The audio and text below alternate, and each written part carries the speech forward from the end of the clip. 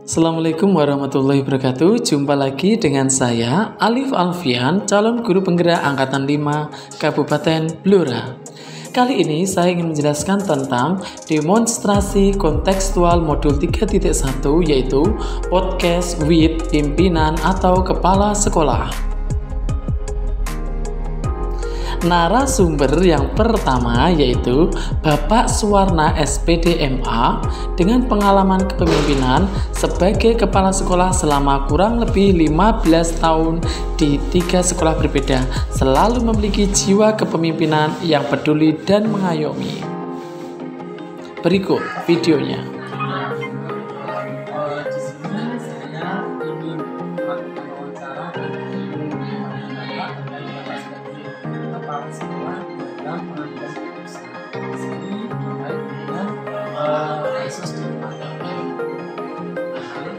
Bisa dimulai sekarang ya Pak wawancaranya. Pertanyaan yang pertama, selama ini bagaimana Bapak selaku kepala sekolah yang memiliki pengalaman sangat berpengalaman ini dapat mengidentifikasi kasus-kasus yang merupakan fenomena atau juga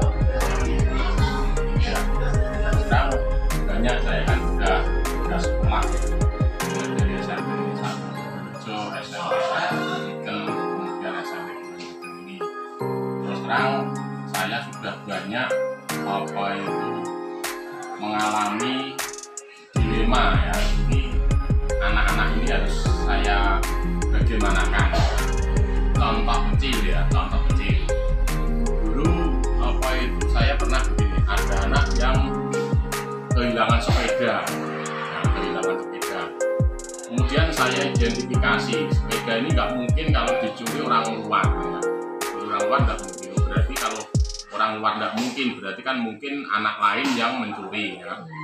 Terus setelah itu saya identifikasi, waktu itu anak di antara kelas A sampai F ya, dari kelas 7 sampai kelas 9 itu saya identifikasi pada waktu itu yang bolos siapa. Nah, ternyata ketemu ya, yang bolos itu si A gitu ya. Nah, bolos. Nah, kebetulan setelah saya rapatkan ada yang ketemu juga. Loh, ini tadi saya ketemu di jalan naik sepeda. Nah terus setelah itu anak itu saya cari, nggak ketemu. Ya. Terus ketemunya baru hari berikutnya.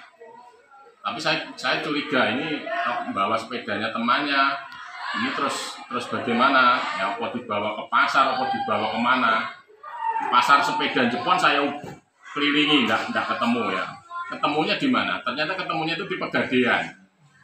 Di Pegadaian. Nah, ketika di Pegadaian itu, wah ini sudah digadekan. Ternyata saya kan harus ngambil keputusan ini, apa saya laporkan polisi, apa tidak. Anaknya kan sudah ketemu ya. Nah ini kan sudah istilahnya sudah menyangkut kriminal gitu ya, kan udah sampai itu. Tapi sekolahan itu sifatnya kan tetap harus membimbing, mendidik ya anak-anak ya. Maka saya negosiasi ya. Apa itu Pegadaiannya pertama saya marahi memang. Kenapa anak itu kok bisa menggantikan sepeda? Waktu itu jawabannya ya memang gitu.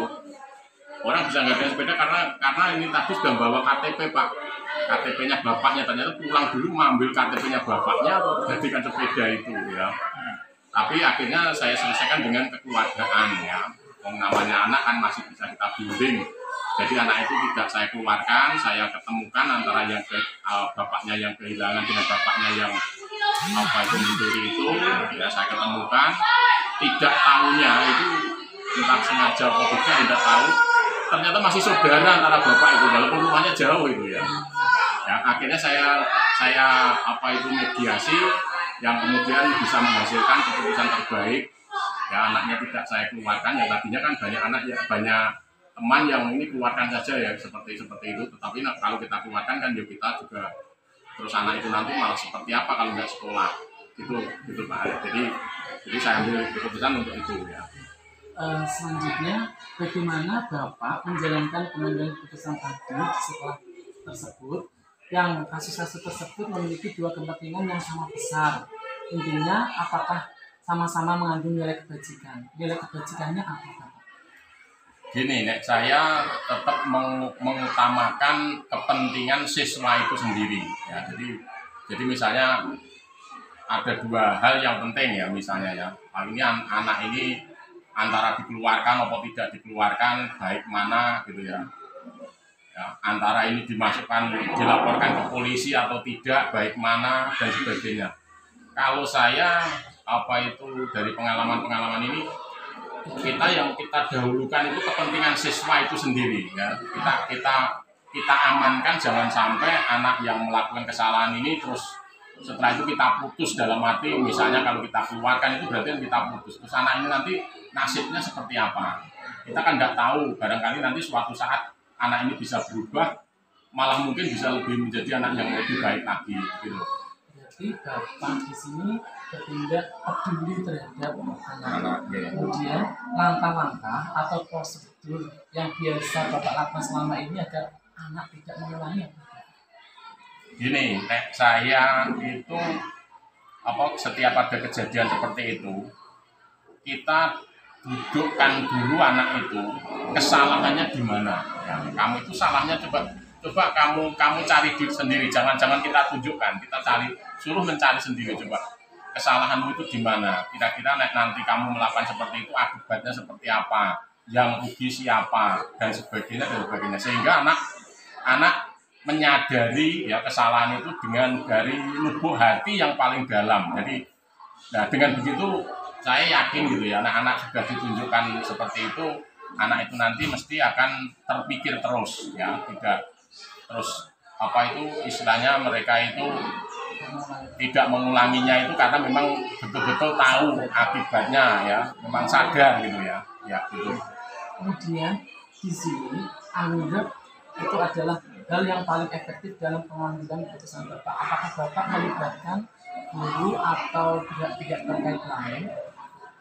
Ya tentu saja ya. Jadi ada masalah seperti itu kita ngatasi sendiri kan tidak bisa. Tetap stakeholder yang sekiranya ada hubungannya dengan itu kita datangkan ya. Misalnya kita perlu pakar kesiswaan, wali kelas, guru BK, terus orang tua. Barangkali kalau sampai kita harus mendatangkan Pak Polisi pun itu sifatnya tetap harus mendidik. Jadi jangan wah ini gini Pak, dibawa ke kepolisian yang akhirnya misalnya ditahan, itu tidak sampai sejauh itu ya. Jadi tujuannya sekali lagi untuk mendidik anak biar anak itu tidak mengulangi lagi gitu kan. Di sini Bapak selaku kepala sekolah, apakah melibatkan jawaban real dari pihak-pihak terkait, contohnya guru-guru, contohnya masukan dari polisi tadi, contohnya masukan dari keluarga yang terkait? Iya, terus terang itu semuanya harus ikut andil gitu ya, harus ikut andil, ikut mengawasi, ikut membimbing ya, utamanya memang orang tua. Jadi kalau ada anak yang mengalami permasalahan di sekolah dimanapun ya, biasanya saya tunjukkan pernah undang orang tua diwanjikan, biasanya bodoh malah banyak juga gitu ya. Itu saya senantiasa mesti melibatkan orang tua ya, karena anak itu kan pengawasannya yang paling banyak memang dari orang tua. Maka jawaban orang tua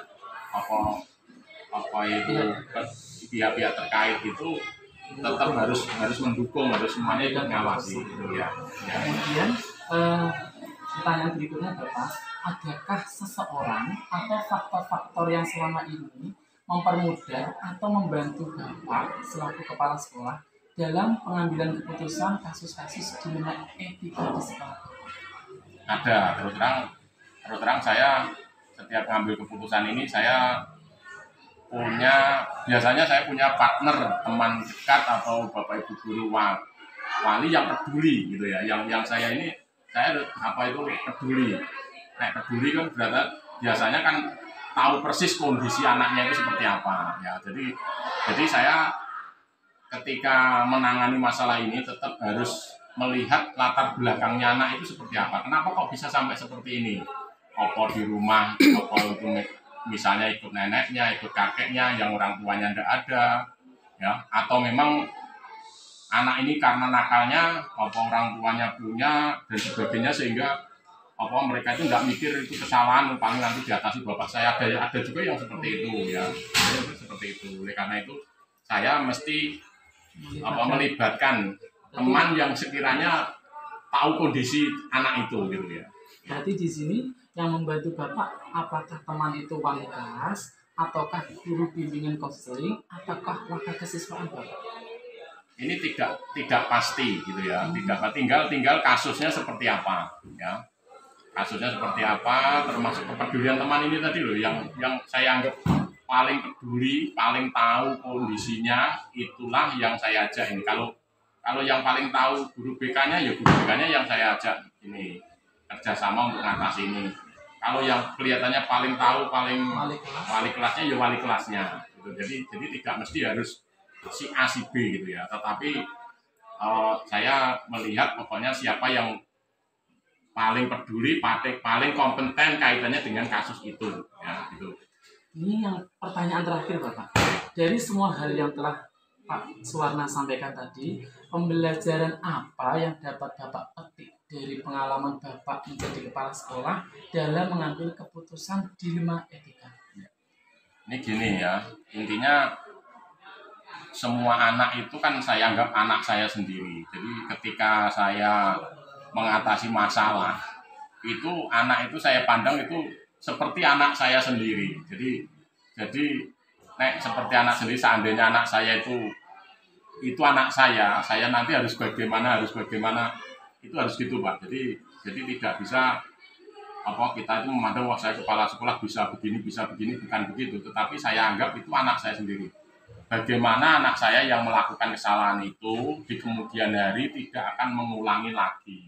Itu yang saya ambil hatinya. Sekali lagi saya itu ada gini-gini saya nggak pernah istilahnya dengan kekuatan tangan apa gitu saya nggak pernah. Terus terang saya itu ada masalah seperti ini yang saya ambil hatinya. Kenapa kok kamu bisa melakukan seperti ini? Ya terus nanti kamu tahu nggak akibatnya kira-kira seperti apa? Akibatnya untuk dirimu sendiri. Termasuk kamu kalau sudah melakukan seperti ini tuh yang rugi kamu sendiri. Kenapa kok rugi? Misalnya kamu mencuri gitu ya. Sekali kamu mencuri, itu nanti lain kali ada kelas itu yang hilang lagi, itu yang dicurigai nanti kamu kan gitu. Contohnya seperti itu. Sehingga jangan sampai itu terulang, tapi anak itu sadar dengan dari kolbu, dari hati yang paling dalam. Jadi seakan-akan mereka tidak merasa dimarahi, ya, tapi malah justru mereka itu dirangkul, ya. Ternyata cara mengatasinya harusnya seperti itu. Karena kalau anak itu langsung misalnya gini-gini terus dihukum, hatinya mungkin berontak gitu ya, berontak. Jadi dihukum itu, orang dihukum itu ya kelihatannya ya mau ya diam, tapi nanti dalam hati itu awas kapan-kapan suatu saat dan sebagainya itu mesti ada berontaknya. Tidak menyadari dengan legowo gitu Pak. Terima kasih sekali Pak Suwarna atas ilmunya hari ini, atas pengalaman Bapak hari ini sangat membantu saya ketika saya ingin mengimplementasikan tentang menjadi pemimpin pembelajaran nanti. Bagaimana saya nanti mengambil keputusan, bagaimana saya dalam seorang pemimpin yang bijak dalam mengambil keputusan untuk peserta didik saya. Terima kasih sekali Pak Suwarna. Mohon maaf mengganggu. Wassalamualaikum. Analisis pengambilan keputusan dari narasumber yang pertama. Paradigma yang digunakan rasa keadilan vs rasa kasihan, prinsip yang mendasari prinsip 1 berbasis rasa peduli, 9 langkah pengambilan keputusan telah diterapkan, alur keputusan, mufakat, tepat dan bijak, pemimpin membutuhkan seseorang, atau faktor-faktor untuk mempermudah pengambilan keputusan. Narasumber kedua, Bapak Ani Purwanto, SPD MSI, pengalaman kepemimpinan sebagai Ketua MGMP IPA Korwil Cepu dan sebagai Wakil Kepala Bidang Kurikulum selama kurang lebih 10 tahun dan sebagai Wakil Kepala Sekolah Bidang Kesiswaan kurang lebih 10 tahun juga. Berikut videonya.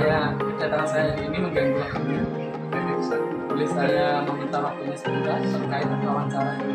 Silakan Pak. Pak Ani, selama ini bagaimana Pak selaku sebagai kepala sekolah atau sebagai pengganti pemimpin dapat mengidentifikasi kasus-kasus yang merupakan dilema etika atau ujian moral.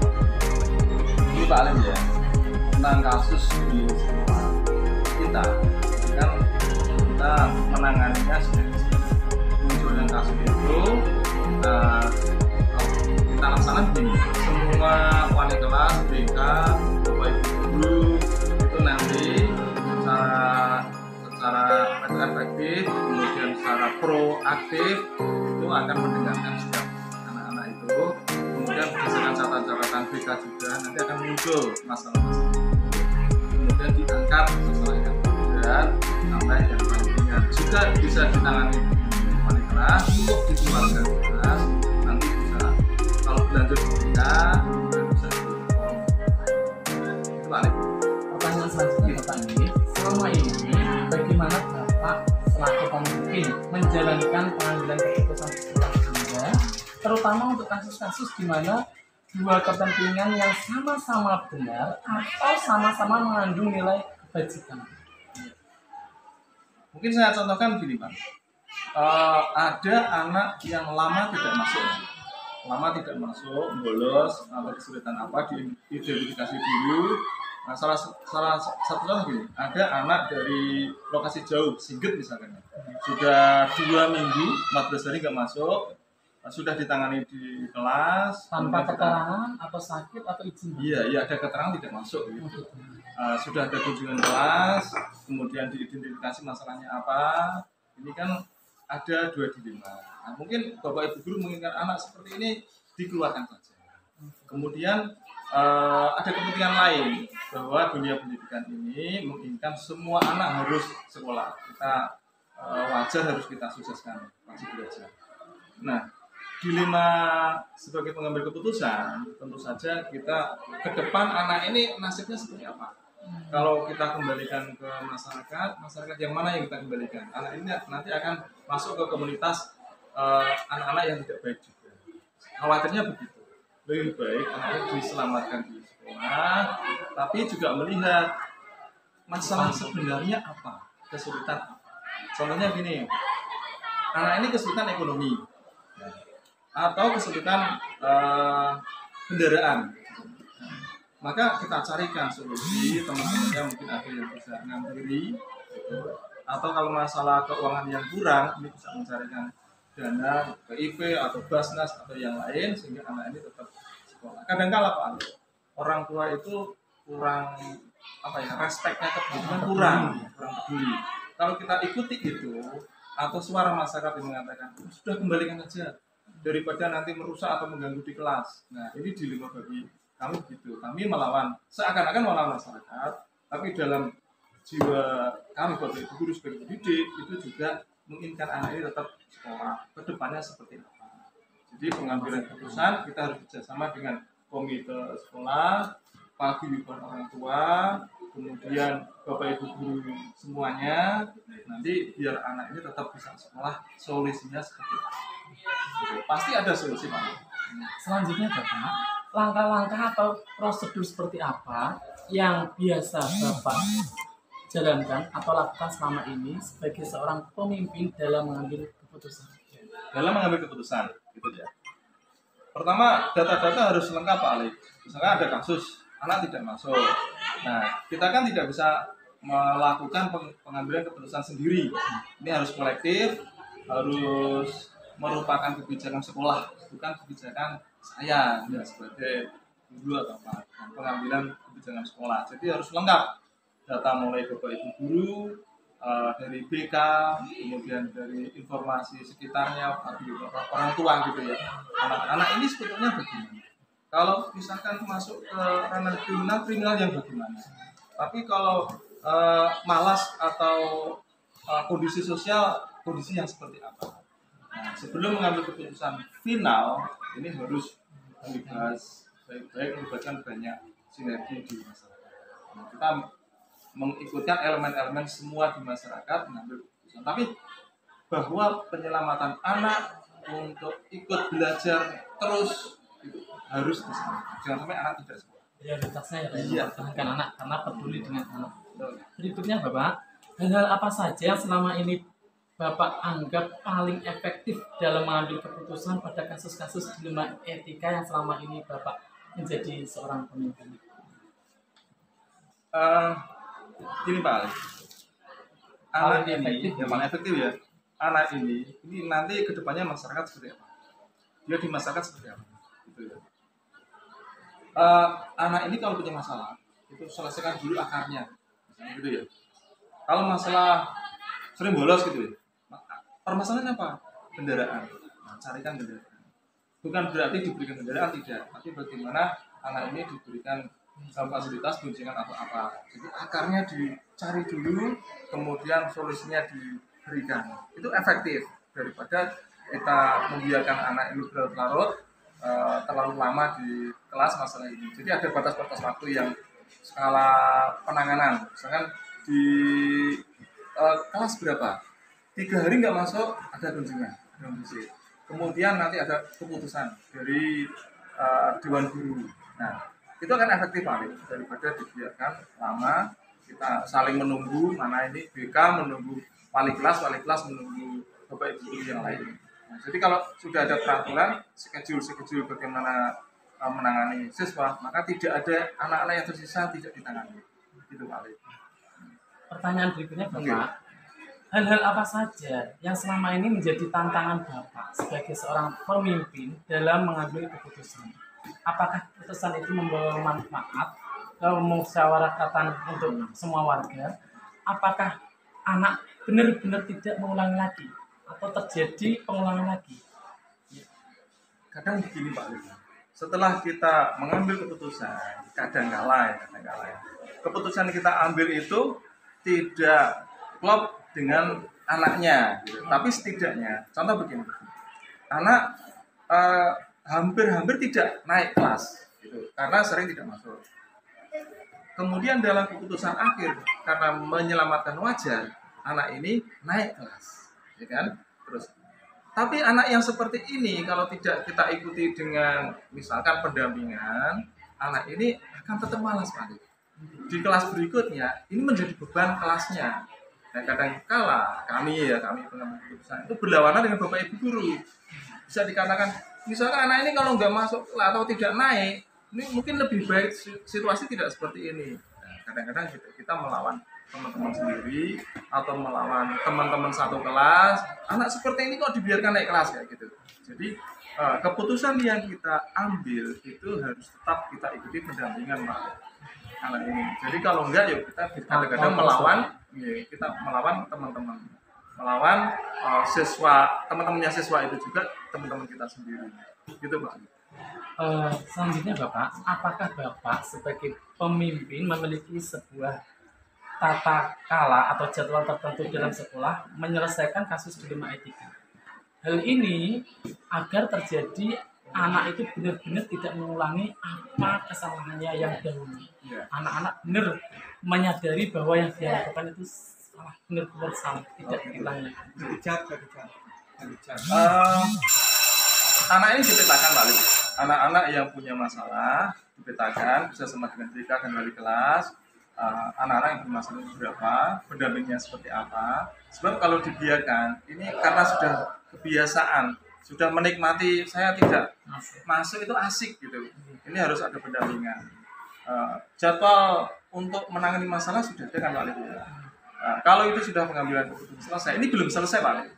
Ya, dia masih dipantau terus, karakternya dipantau terus, bersama dengan Bapak Ibu Guru masing-masing, Bapak agama atau guru moral atau BK, diberi pengarahan-pengarahan khusus pada kegiatan upacara dan sebagainya, dikelompokkan khusus, kemudian diberi pengarahan lagi. Gitu. Jadi kita jangan sampai tidak sabar dalam hal ini. Jadi yang kita miliki ikhlas, sabar, nangani anak-anak kayak gini. Kalau merasa gagal, yuk diulangi lagi. Sebab anak ini harus kita antar sampai lulus. Kalaupun akademik kurang memuaskan, karakternya bisa kita pegang Pak Ali. Gitu Pak. Pertanyaan berikutnya Bapak, adakah seseorang atau faktor-faktor apa yang selama ini memudahkan Bapak sebagai seorang pemimpin dalam mengambil keputusan? Iya, benar Pak Ali. kita tidak bisa melepaskan kerjasama dengan orang-orang sekitar. Contoh gini ya, jika kita kerjasama, kita mau menangani orang tua, maka kita harus kerjasama dengan komite. Nah, ketua komite itu bisa kita titipi, misalkan bahan-bahan tentang bagaimana cara menangani anak, gitu ya. Pada rapat komite mendidik anak. Nah, kalau tanpa bantuan dari Bapak Komite, misalkan, kita akan agak kesulitan juga. Tanpa bantuan dari tokoh masyarakat di situ yang disegani oleh orang tua, kita akan kesulitan. Kemudian untuk anak-anak, Pak, dalam satu komunitas itu kadang-kadang kita butuh, mereka punya teman ya, teman. Siapa panutan anak-anak ini perlu kita dekati juga untuk mempermudah kerjasama kita. Kemudian peran kepala sekolah ini sangat amat penting dan efektif dalam hal ini karena kita sudah tidak bisa bekerja sendiri. Pertanyaan terakhir Bapak, dari semua hal yang telah disampaikan, pembelajaran apa yang Bapak bisa petik atau Bapak ambil pengalaman mengambil keputusan sebagai seorang pemimpin dalam menangani dilema etika ini? Ini setiap kasus atau masalah itu pasti ada hikmahnya Pak. Nah itu kita ambil dalam menangani masalah. Satu, ini ya, anak itu unik Pak Ali. Setiap anak itu anugerah Tuhan. Kita mengambilnya seperti itu. Nah, dari setiap karakter anak yang unik itu, tidak ada anak yang gagal Pak. Hanya kita itu harus bisa mengarahkan potensi anak itu yang dimiliki apa. Itu pertama itu kita mengenali potensi anak beda-beda, betapa uniknya. Yang kedua, pelajaran yang saya ambil, kita nggak bisa sendiri hidup sebagai makhluk sosial. Saya nggak bisa kerja secara individu tanpa bantuan teman-teman, kita nggak bisa apa-apa. Kemudian ketiga, kita harus sinergi dengan tokoh-tokoh yang ada di masyarakat. Contoh ya, di takmir masjid, contohnya begitu. Kita kegiatan di masjid, kita manfaatkan takmir masjid. Kalau di dekat kita ada polsek, kita manfaatkan polsek. Kita ada puskesmas, kita manfaatkan puskesmas. Terus kita tidak meninggalkan komite sekolah dan paguyuban orang tua, karena nanti kita akan tetap bekerjasama sampai anak ini lulus. Akademik boleh kurang bagus, karakter tidak boleh gagal. Terima kasih Bapak. Hari ini banyak ilmu yang saya dapatkan. Semoga saya bisa mengimplementasikan sebagai pemimpin pembelajaran untuk peserta didik saya. Di sini ilmu yang bisa saya petik yaitu Bapak memposisikan diri menjadi seorang pemimpin dalam menangani paradigma keadilan melawan rasa kasihan. Kemudian muncul juga menurut saya ada paradigma jangka pendek melawan jangka panjang juga. Di sini juga Bapak tadi menjelaskan tentang paradigma individu melawan masyarakat. Di sini Bapak juga menerapkan prinsip-prinsip pengambilan keputusan yaitu prinsip-prinsip kebajikan. Kemudian Bapak juga mempertimbangkan 9 langkah dalam menyusun dan memandu dalam pengambilan keputusan sebagai seorang pemimpin. Terima kasih atas ilmunya yang sama-sama Bapak. Wassalamualaikum. Waalaikumsalam.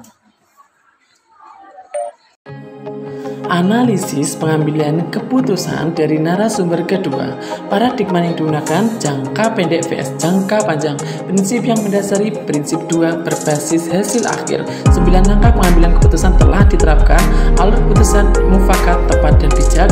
Pemimpin juga membutuhkan seseorang atau faktor-faktor yang mempermudah pengambilan keputusan.